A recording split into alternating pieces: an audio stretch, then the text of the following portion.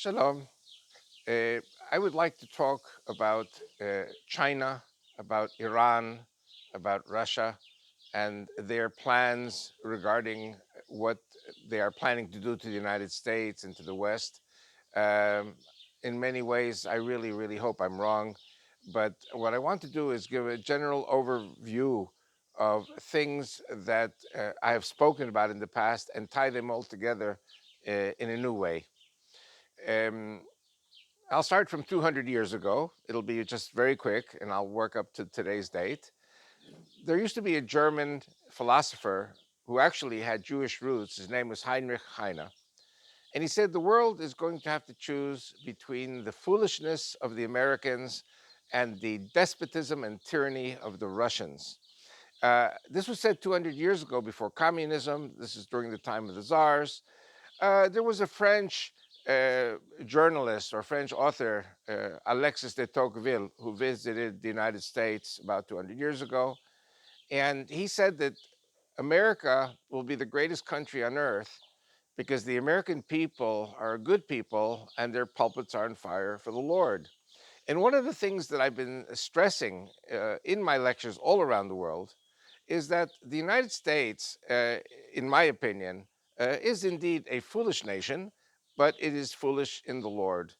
As long as the United States always puts the Lord, puts God, puts the Bible on their foreheads, America will always be number one. Now, there's some people who may be angry with me about this, but the simple fact is that in World War One and World War Two, in the Cold War, America made some really, really foolish mistakes. And I was born in the United States. I see the American people, and indeed, I see a certain very foolish behavior. And Heinrich Heine was right. But what I say in the churches is that the foolishness of America is the foolishness in the Lord. And because it's the foolishness in the Lord is always going to grant America the primacy in the world. The Russians, for example, and I love the Russian people very much, are very wise. There is a saying, Russian wisdom. Russians are very, very wise. But unfortunately, from the time of the czars, from the time of the Bolshevik and communist revolutions, and even to this day, we don't see democracy really striking roots in the modern day Russia. The Russian people are living on a much higher standard than in the past. But Russia still maintains certain qualities going back to the absolutist history of the last 1,000 years. Similarly, China has developed in a very grandiose manner, in a very good manner, in the sense that it actually has abandoned communism and has become one of the greatest, if not the greatest, capitalist countries in the world. But the Communist Party is still totalitarian and absolutist. Now, the reason I'm saying these things is because let's look back at Japan in the 1930s. Japan in the 1930s was trying to expand, develop its empire, and the United States was imposing sanctions on Japan, very much like the United States has imposed sanctions on China. And the Japanese felt that they were suffocating under these terrible American economic sanctions. And to make a long story short, this led to the Japanese attack at Pearl Harbor. Admiral Yamamoto of the Japanese Navy said, "We have awakened a sleeping giant." He had studied in Harvard University, and Admiral Yamamoto knew the American people, and he was always telling the leaders back in Tokyo not to attack America, that it was going to be a big mistake. Nobody listened to him. And so Japan basically started a war thinking that the American people were foolish, that the American people were lazy, and that the American people would never mobilize to fight back against the Japanese. Why am I telling you all this? Because I think today the Chinese are exactly in the same situation as the Japanese in the 1930s. And very unfortunately, this ended with two atomic bombs at Hiroshima and Nagasaki. I'm a person who hates war. As a Jew, we are taught to hate war. We are taught to love peace, to love fraternal relations with all nations. And I love the Chinese. Chinese are great people. They have a great history. They're perhaps older even than the Jewish people, going back 4,000, 5,000 years. But I think at this time, the Chinese people are suffering under a leadership that has not developed into what we call today modern day thinking, modern day democracy. And maybe the Russians, to a certain extent, also are in the same problem. The Iranians, who are also great people, and the Iranians were our allies for many years under the Shah, they also are living in a fanatic, religious, totalitarian mentality that mocks America, that mocks world freedom and democracy.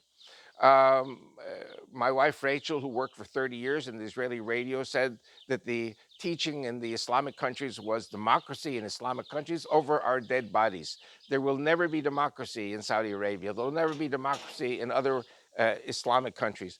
So Iran really is not Arab, but it's part of this kind of mentality. The Chinese are part of this kind of mentality. And what we're seeing today, I think, is going to be kind of like a ganging up on the United States as the leader of the West, thinking that America is weak, America is foolish, America can be defeated. And indeed, there's only one way that America can be defeated, and that's if there is a civil war and America comes to a fight between the Republicans and the Democrats, which would be basically the wet dream of the Russians and the Chinese and the Iranians and all those who hate the United States and what Western Judeo Christian democracy and civilization stand for. Um, I'm thinking now that we are seeing some very interesting developments, firstly, in Venezuela. Venezuela is potentially the richest country in Latin America. It has become absolutely the poorest country in Latin America. The country now is controlled by a triumvirate of President Maduro's thugs and terrorists, backed by Shiite Iranian terrorists, backed by the Chinese, and to a certain extent, the Russians are there too. And this is what we call the backyard of the United States of America. Um, there have been reports of infiltrations into Venezuela by armed groups, mercenaries, kind of like the Bay of Pigs invasion. 10 of these mercenaries have been apprehended by the Maduro forces. But what I'm thinking is we have countries today which are pro United States, like Brazil, like Colombia. Uh, 5 million Venezuelans have fled the starvation and the sicknesses of Venezuela. This has to be stopped. The Venezuelan people must have their freedom again. Um, I have a feeling that from Brazil, from Colombia, from other places which I won't mention, but that I know for sure that there are NATO troops not far from the Venezuelan borders. I think that there will be a rebellion against Maduro. It will be, of course, helped by the United States. This will bring about a defeat for the coalition axis of the Russians, the Chinese, and the Iranians. I think that we will see Venezuela restored to its greatness as an oil-rich, powerful country that can give the sustenance to its people that the people need, make it again the richest country in Latin America. I'm looking also at Cuba. Cuba is a country which cannot survive without free or extremely cheap Venezuelan oil. It's one of the things that broke the Venezuelan economy. Cuba is today living in a situation where they export, they have a very good medical system in Cuba. They train Cuban doctors and then export the Cuban doctors to Latin American countries and other countries in the world because Cuban doctors are a good export for the Cuban economy.